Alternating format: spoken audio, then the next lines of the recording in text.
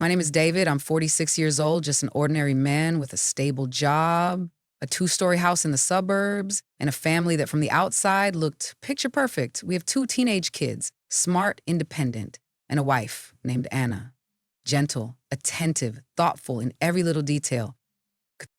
I don't know when I started losing her. Maybe it was when work got busier. Maybe when the kids started needing more of our attention. Or maybe it was the day I stopped asking her, "Are you okay?" and truly waiting for an answer. I didn't cheat. I didn't hit her. I didn't drink or yell. But it turns out you can still break someone's heart without ever laying a hand on them, just by slowly forgetting to see them. I remember how much I used to love Anna's eyes. There was something so tender in the way she listened, in the way she would sit beside me when I came home exhausted from work. She never demanded, never complained. Everything at home just ran smoothly, like a well programmed machine. I worked, came home, ate dinner, watched TV, slept, repeat. I thought that was enough to call it a happy family. Until Noah came. Noah is my wife's nephew, my nephew by marriage, 19 years old, quiet, with a maturity that made him seem older than he was. His mother, Anna's sister, had passed away suddenly after an illness. Anna cried all night, and the next morning, she looked at me and said, "I think we should have Noah stay with us for a while." I nodded. I didn't object. I didn't really care that much either. I just thought it was the right thing to do. But I didn't realize that in the space I had created with my distractions, my half hearted responses, my long hours in the study and short hours in the living room, something had begun to shift. I started noticing changes, not in Noah, but in Anna. She smiled more. She started dressing more neatly in the mornings. I assumed it was just the comfort of having family around.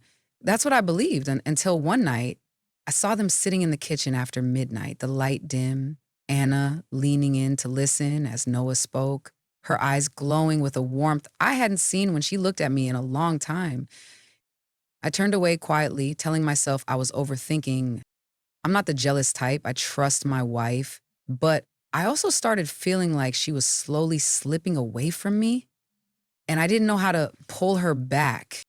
Dinner became quieter. When I asked, "How was your day?" she would just smile and say, "Same as usual." But her eyes, they stopped searching for mine. I could see Noah noticing her in the way a man notices a woman. He complimented her cooking, listened to every word she said, even cooked for her sometimes. I used to do those things too, didn't I? When did I stop? I knew something had changed, though I couldn't name it. One night, I came home late from a company party. I walked into the bedroom and found Anna already asleep, or pretending to be. Her eyes shut tight, her lips pressed together like she was holding back from saying something.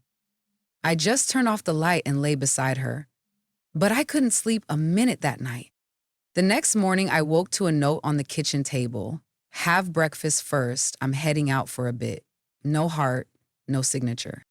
She still came home, still cooked, still cleaned, but in her eyes, something had shattered. And I was no longer the person who got to know what it was. A week later, I came home and found Noah packing his things. I asked, "Where are you going?" He simply said, "School. I think it's time." Anna didn't say a word.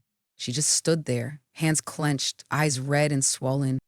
I turned to her and asked, "What's going on?" She looked at me for a long time, then slowly said, "Do you even see me anymore, David?" I froze. She went on, "I'm not talking about that. I mean truly seeing me. I've been here, right next to you, all these years. And you've looked right through me, like I'm just another piece of furniture in this house."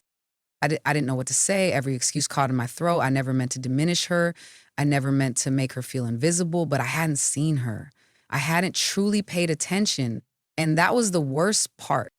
I wanted to hold her and say I was sorry, that I could change, that I would learn how to listen again. But what I did, out of habit more than anything, was stay silent. And it was that silence that pushed her even further away.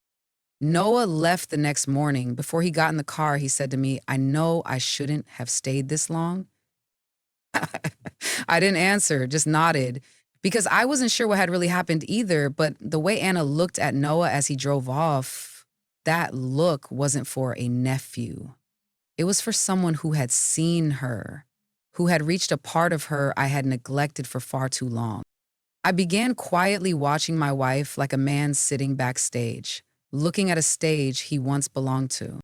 She started waking up earlier. She took better care of herself. She spent time reading, listening to music, and some nights she didn't lie next to me anymore. Like, I don't know what's waiting for me. We haven't talked about divorce. She hasn't left, but I can feel it. It's no longer a question of if, but when. And the most painful part, I understand why. I understand why a woman like her would feel lonely in her own home. I understand why a young man, also lonely, could fill the space I no longer bothered to. I don't blame Noah. I don't blame Anna. I blame myself. I'm David. I didn't lose my wife to another man. I lost her to my own indifference, to not seeing her, to not hearing her, to forgetting that love doesn't die from betrayal. Love dies in silence. After Noah left, the house returned to its usual rhythm, quiet, steady, seemingly peaceful. But something didn't return with it. Yeah, she was still there, still made coffee every morning, still called the kids down for dinner, but she wasn't there in the way I used to believe. She had withdrawn, gently, decisively, not with words, but with distance. It- One morning, I woke up and she wasn't beside me. Instead of her familiar scent on the pillow, there was only cold fabric in an empty room. I went downstairs and found her sitting on the porch, wrapped in a coat, holding a cup of tea, staring into the garden as if searching for answers to a question I didn't have the courage to ask. I used to think that as long as I didn't cheat, didn't argue, didn't hurt her, I was fulfilling my role as a husband. But the truth is more brutal than that. Love is an action, a choice you make every single day. And I hadn't chosen her for years. I started trying awkwardly. I came home earlier, washed some dishes, folded some laundry. Some days I'd ask her, "Are you okay today?" But the answer was always a faint smile and same as always. She didn't open up anymore. I hadn't given her the safety to do that. And now I couldn't expect to take it back so easily. I wanted to touch her hand, to hold her like I used to when we were young. But every time I got close, she would pull away. Not with her feet, but with her eyes. We had dinner in silence, the kids buried in their phones, and I sat there, feeling like a stranger in my own family. One evening, after the kids had gone upstairs, I walked into our bedroom and found Anna sitting on the edge of the bed, holding an old piece of paper. I recognized it as one of the notes Noah had left behind. I'd once seen her hide it in the drawer. I didn't say anything, she didn't flinch. I simply asked, "You still keep it?" She nodded slightly without turning around. "I keep them all," she said, "not because I want to remember, but because I don't want to forget what it felt like to be seen." I sat beside her. It had been so long since we were that close. "I'm sorry, Anna," I said. She looked at me. Her eyes were sad, but no longer angry. That scared me even more. "Sorry for what?" she asked. I took a deep breath. "For making you feel alone, even when I was right next to you." She pressed her lips together, her eyes shimmering. "You know," she whispered, "the greatest loneliness isn't being alone. It's being next to someone who no longer sees you." I nodded, and it felt like my heart was being squeezed in a fist. "I need to go away for a while," she said. "Not to leave, just to breathe, to find myself again." I didn't beg. I didn't plead, because I knew the worst thing I had ever done to the woman I loved was not realizing she had lost herself while standing right beside me. The next morning, Anna got in the car with a few small bags and drove toward the coast, the place we once promised we'd visit every summer, but never did. I stood at the door, fists clenched, eyes following her until the car disappeared from view. The kids didn't know much. I simply said, "Your mom needs a little break." They nodded, a bit confused, but didn't ask more. The house fell silent again. But this time, I could hear every echo inside me louder than ever before. I started writing in a journal, writing the things I never said to Anna, writing apologies that came far too late, writing out fears I never admitted, that I wasn't just afraid of losing her, but that maybe I no longer deserve to keep her. I still don't know when Anna will come back or if she ever will. All I know is this: if she does, I'll be the first to see her walk through that door. And this time, I'll look at her as if I'm seeing her for the very first time, knowing exactly how lucky I am. And if she doesn't come back, I'll keep writing. I'll keep teaching our children to truly see and hear the women in their lives so they don't repeat my mistake. Because sometimes losing someone who once loved you doesn't happen because you did something wrong. It happens because you didn't do what was right soon enough. You'll read this letter one morning as the sun rises and the house sinks once again into that familiar silence we both know too well. I haven't left. I've only stepped outside to search for the part of myself I lost somewhere along the rhythm of our life. Maybe the most painful thing isn't betrayal, it's the moment I realized I hadn't been myself for a long time. I used to think that as long as we didn't fight, didn't fall apart, then we were okay. But I was wrong. The silence between us grew a little more each day, questions left unanswered, eyes that no longer searched for each other in the kitchen or the hallway. I waited for something to change, but then I understood. Change only happens when you're brave enough to walk away. I'm not writing this to place blame. I'm writing to say, I've forgiven you, me, all the years we silently passed by one another. I know I lost my way. I let a stranger, Noah, become a mirror that reflected the most fragile part of me. I'm not proud of it, but I won't deny it either. That moment was the final warning that I was slowly dying in the life I was living. You ask why I didn't say something sooner? Maybe because I was afraid you wouldn't really hear me. But if you're reading this now, then I believe you've started learning how to listen. I will come back, not to pick up where we left off, but to start over if both of us truly want that. Not with dinners served on time, not with automatic small talk, but with a real life where love shows up every day through attention, through presence, through sharing. I don't need roses. I just need to be seen, to be heard, to be allowed to be me. Not just as a wife, a mother, a homemaker, but as a woman who still dreams, still feels, still needs. If one afternoon you hear a key turning in the lock, it means I'm trying one more time. If you still want to welcome me home, open the door. If not, leave this letter where it is. I'll understand. With love and care, I set the letter down on the table.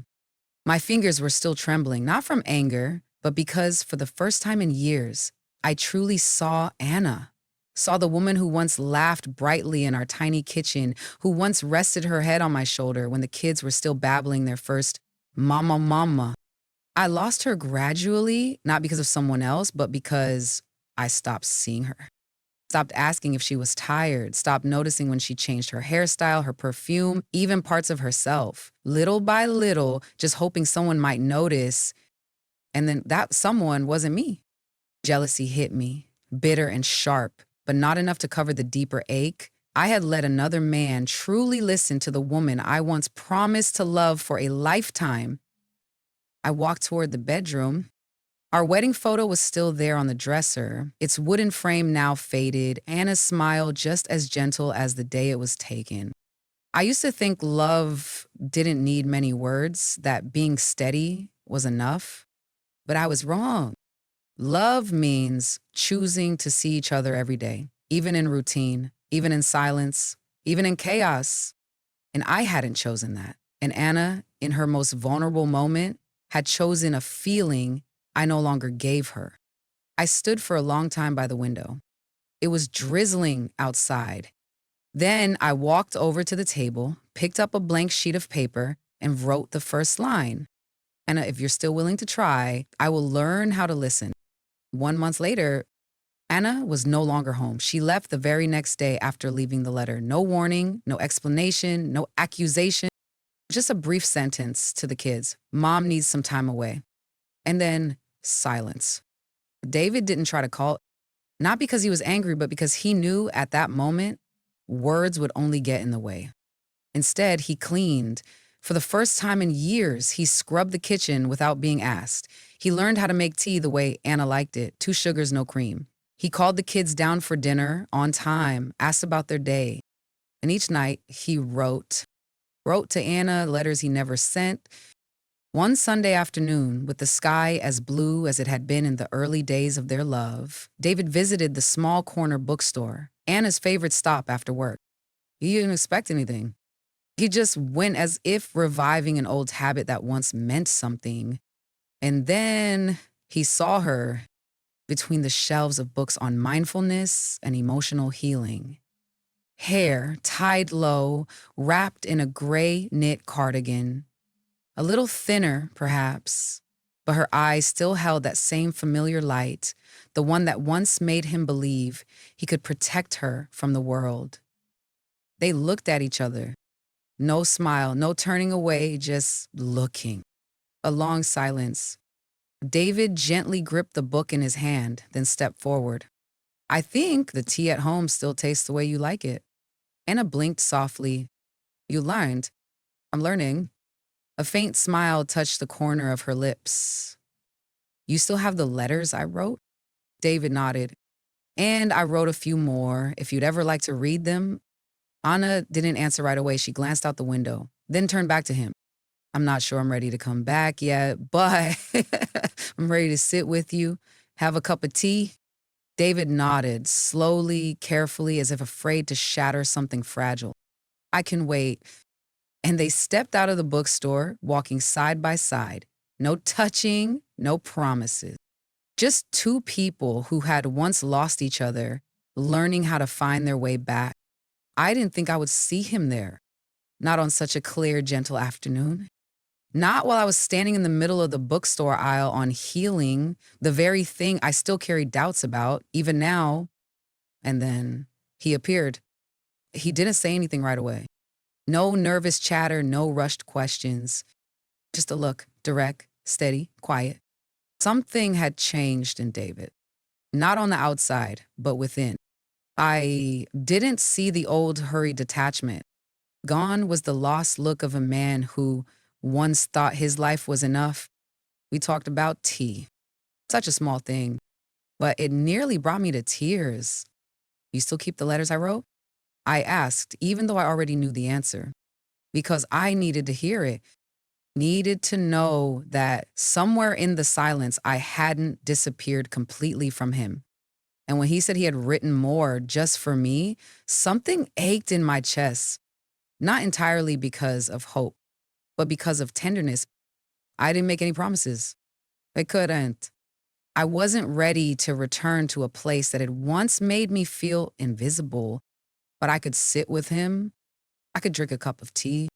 I could begin with the smallest thing, at the little tea shop at the end of the street.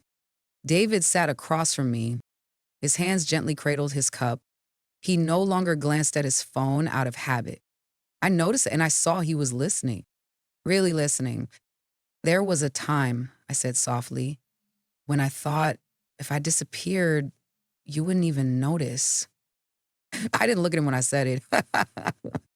My eyes followed the steam rising from the tea, soft and slow, like an old kind of comfort.